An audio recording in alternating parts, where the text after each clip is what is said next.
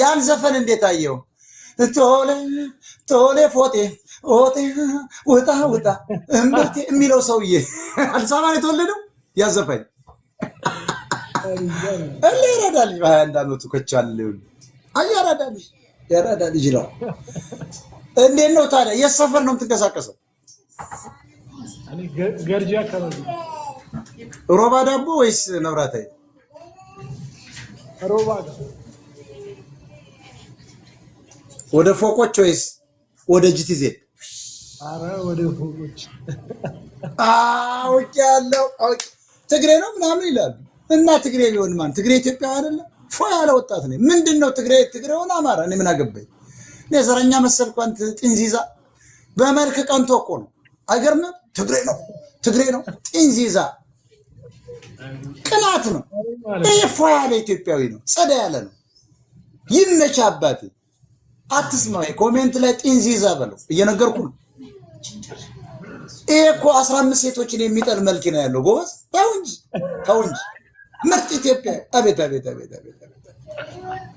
ገና አይ ትምህርት ቤት ሂድ፣ ሴት ጋር እንዳትነካካ ትምህርት ቤት ሂድ። ገና ነው 21 እኮ ማለት በልበል። ፒኤችዲ ስራ 28 30 ላይ ተንቀሳቀስ። አሁን አያስፈልግም፣ መማር ብቻ ነው። ኦኬ እኔም ባይዘው በቃ ዘር ምናምን ሳለኝ ነው በጣም ወድም የምትሰራው ነገር ሁላ አንዳንድ ዳስራይት የአዲስ አበባ ልጅ ሆነስ ዘር ልግባበት ብትስ ወዴት ትሄዳለህ?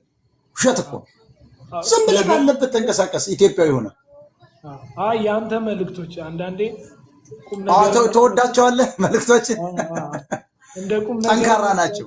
አንዳንዴ ጠንካራ ናቸው፣ ያስቃሉ፣ ግን እውነት ናቸው አይደል? ለምሳሌ ገብርኤል ቀለበት ያስራሉ እየተባለ ውሸት ነው እውነት? አንተ አሁን ስታስብ ገብርኤል ቀለበት ያስራል? ዳቦ ይበላል? ገብርኤል ይበላሉ? ለአንተ ነው ጥያቄ። ይበላል አይበላም? መንፈስ የለም እኮ አይበላም። አይጋቡም አያገቡም እኮ መላእክቶች። ይገርማል። ግን ይሄን ተናገርክ ብሎ ኦርቶዶክሱ ጠቅላላ ነጥላውን ይዛ በቃ የአረብ ሀገር ሴት ሁሉ 666 ነው። አንዳንዶች ደግሞ 666 ነው ዴድ የሚሉ መጡብኝ። ምን ላርጋቸው? ተመልከት። እውነት በዚህ ዓለም ላይ እንዳይነ